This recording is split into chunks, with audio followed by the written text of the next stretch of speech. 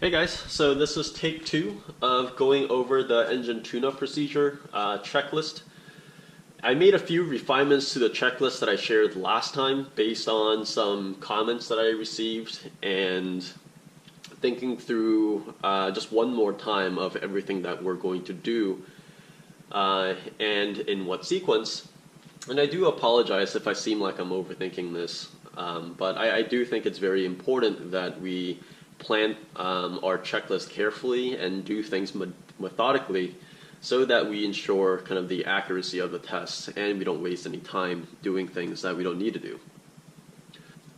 So the very first thing that we're going to do is a visual check, and this consists of us looking for any fluid leaks, especially engine oil, transmission oil, but also maybe brake fluid, clutch fluid, looking for any wires that are disconnected and just things like that. And noting these potential issues could come in handy in troubleshooting later on.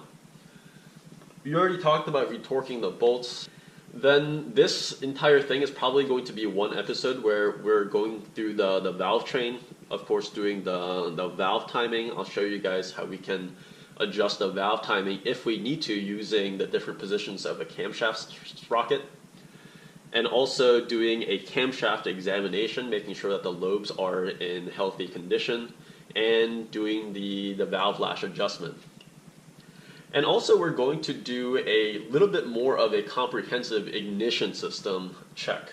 So not only are we going to examine the spark plugs, but we'll also talk about the spark plug wires, testing the battery and the alternator. I believe, I don't remember who, but one of the commenters asked that I do a episode on the alternator, so we'll try to get to that.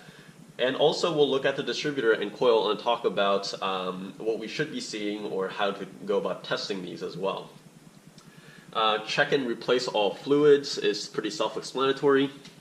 So the next up is doing a comprehensive engine health check, which consists of doing a compression test, checking the oil pressure with an actual mechanical gauge instead of just relying on the gauge that's in the car. Apparently that's notorious for being pretty inaccurate.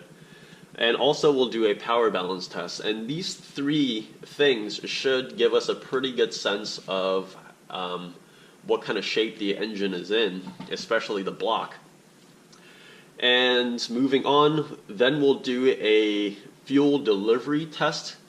By fuel, I mean both vacuum and gas. So we'll do a vacuum test and see if we get healthy vacuum and make sure there's no vacuum leaks. There's also a fuel pressure test, and combining the two, we'll also take a look at the air and fuel ratio. Lastly, the cooling system also really needs to be checked, and I skipped this last time because I've already done a lot of work on the cooling system, so I didn't really think to mention this. But of course, we should be paying attention to the engine temperature. We'll be doing a coolant flush and also doing a pressure test. And the last one, which is the dyno test, this will be kind of the cherry on top.